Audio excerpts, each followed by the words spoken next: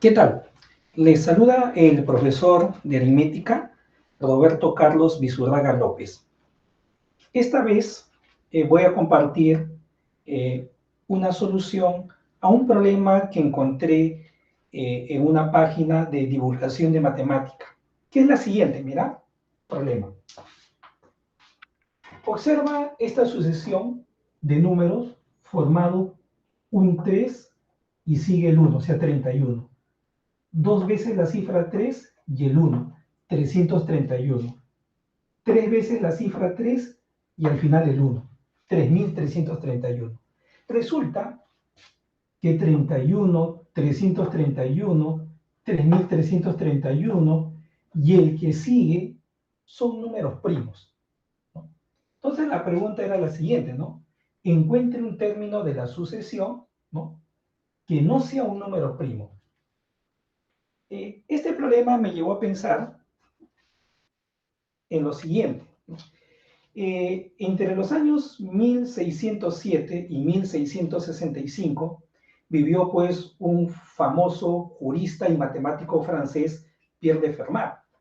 Y en teoría de números, ¿no?, se ve justamente estos llamados números de Fermat.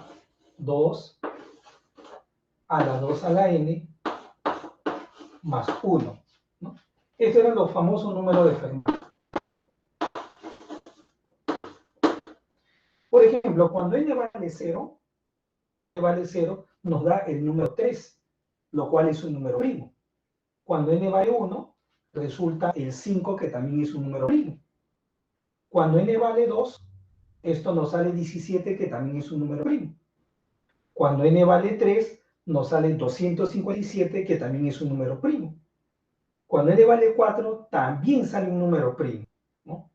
Pero ¿qué pasa cuando n es 5? ¿No? Cuando n es 5, tenía el número 2 a la 32 más 1.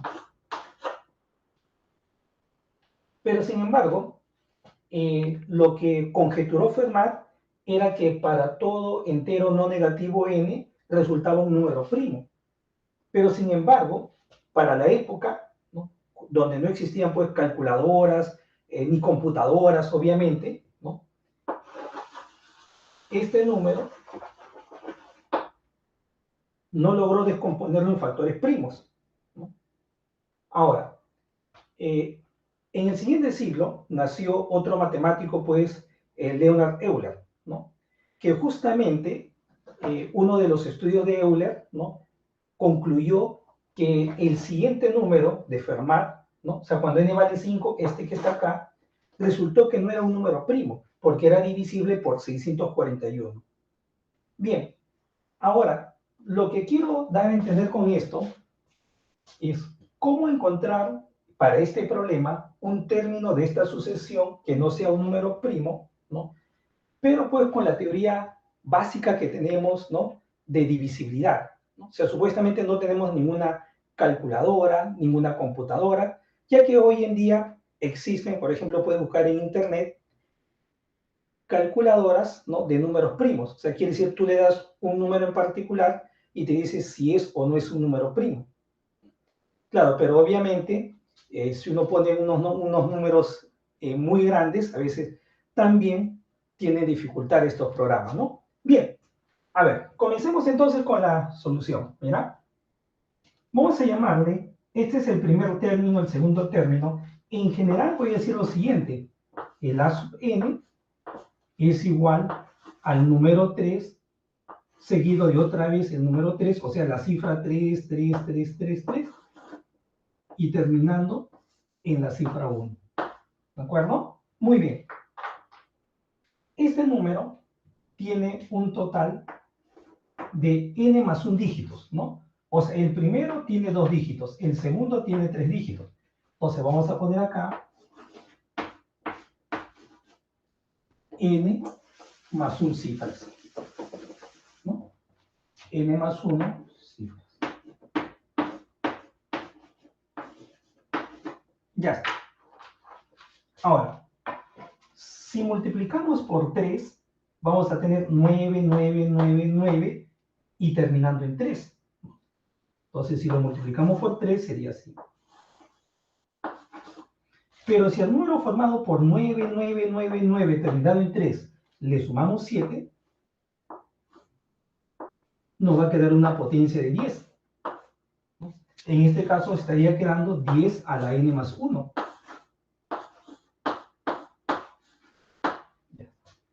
Muy bien. Ahora, analicemos los números de esta sucesión, ¿no? ¿Por qué números primos no son divisibles, ¿no? Por ejemplo, como terminan en 1, es obvio que ninguno de ellos es divisible por 2. Como está formado por puras cifras 3, pero la última es 1, entonces no es divisible por el número primo 3. Daría como residuo el 1. Asimismo, como termina en 1, tampoco es divisible por 5. Ahora pasemos al siguiente número primo, al 7. Pero ningún término de esta sucesión va a ser divisible por 7. Porque mira, si a sub n fuese múltiplo de 7, entonces 3 por a sub n más 7 sería múltiplo de 7. Pero una potencia de 10, sus únicos factores primos son el 2 y el 5. Entonces el a sub n no puede ser divisible por 7. Tampoco va a ser divisible por 11. Porque mira, si a sub n fuese múltiplo de 11, entonces toda esta expresión sería múltiplo de 11 más 7. Pero 10 es múltiplo de 11 más, múltiplo de 11 menos 1. Un múltiplo de 11 menos 1 lo elevas al cuadrado, al cubo, a la 4, te va a quedar o múltiplo de 11 menos 1 o múltiplo de 11 más 1. Y no va a quedar múltiplo de 11 más 7. Entonces ya está descartado el 2, el 3, el 5, el 7 y el 11. Pasemos ahora a divisibilidad por 13. ¿Será posible que el a sub n sea un múltiplo de 13? Si fuese múltiplo de 13 algún término de esta sucesión, 3 por a sub n también sería múltiplo de 13, y al sumar de 7, esta potencia de 10 sería múltiplo de 13 más 7. ¿Existirá alguna potencia de 10 que sea múltiplo de 13 más 7? Veamos, ¿no? Lo que llamamos el análisis de los restos potenciales. 10 a la 1 es múltiplo de 13 más 10.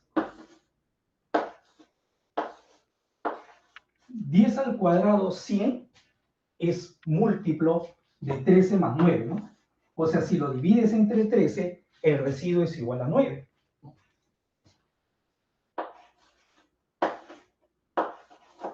10 al cubo, ¿no? 10 al cubo, como es 10 a la 1 por 10 al cuadrado, 10 por 9, 90. 90 es múltiplo de 13 menos 1. O sea, 91 es múltiplo de 13. Entonces, 90 es múltiplo de 13 menos 1. Múltiplo de 13 menos 1 es equivalente a decir múltiplo de 13 más 12. Bien. Pero si acá esto es múltiplo de 13 menos 1, entonces 10 elevado a la 4, ¿no? 10 elevado a la 4 será igual a lo siguiente, ¿no? Será múltiplo de 13 más 3, o sea, 13 menos 10. El siguiente residuo será 13 menos 9, 4, y el siguiente residuo 13 menos 12, 1. Para 10 a la 5, para 10 a la 6. Y cuando acá sale 1, todos estos restos comienzan a repetirse. O sea, será 10, 9, 12, 3, 4, 1. Se repiten periódicamente. O sea, ninguna potencia de 10 va a ser un múltiplo de 13 más 7. Entonces, ningún término de esta sucesión va a ser divisible por el número primo 13. Ahora, pasemos al siguiente primo, al 17.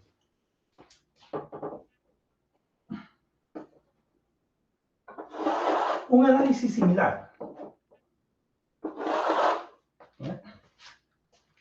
Si existiese un término que sea múltiplo de 17, entonces 3 por múltiplo de 17, múltiplo de 17. Entonces múltiplo de 17 más 7. Entonces habría que ver si existe una potencia de 10 que sea múltiplo de 17 más 7. 10 a la 1, 10 es múltiplo de 17 más 10. 10 al cuadrado 100, 100 dividido entre 17 sería cociente 5, 5 por 17, 85, para 115. O sea, sería múltiplo de 17 más 15. Múltiplo de 17 más 15, ¿no?, equivale también a múltiplo de 17 menos 2. Pasemos ahora a 10 al cubo. Ya. 10 al cubo es 10 a la 1 por 10 al cuadrado. 10 por menos 2 sería menos 20.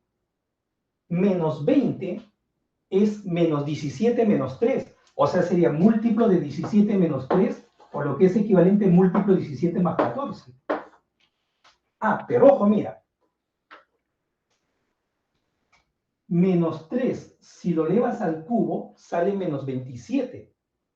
O sea, 10 al cubo, lo elevas al cubo, vas a irte acá hasta 10 a la 9. ¿Y qué pasa con 10 a la 9? Menos 3 al cubo, menos 27. Pero menos 27 es menos 17 menos 10. O sea, es múltiplo de 17 menos 10. Y si es múltiplo de 17 menos 10, es múltiplo de 17 más 7. O sea, quiere decir que sí existe una potencia de 10, en este caso sería el 10 a la 9, ¿no?, que al dividirlo entre 17, el resto sería 7. Ah, entonces quiere decir que 10 a la 9, 10 a la 9 implicaría n igual a 8, ¿no? Entonces, 10 a la 9 es múltiplo de 17 más 7. Y se concluye de que el a sub n, en este caso sería para n igual a 8, ¿no?, el a sub 8 sería divisible por 17. Entonces, se concluye, por lo tanto, que el a sub 8, ¿no?, sería el número formado por 8 veces la cifra 3.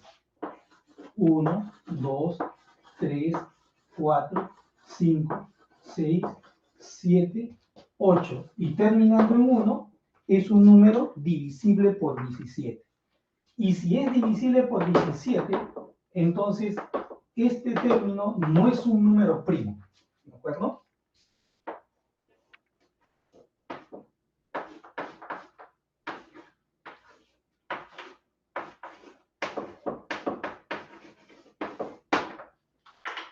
Ya.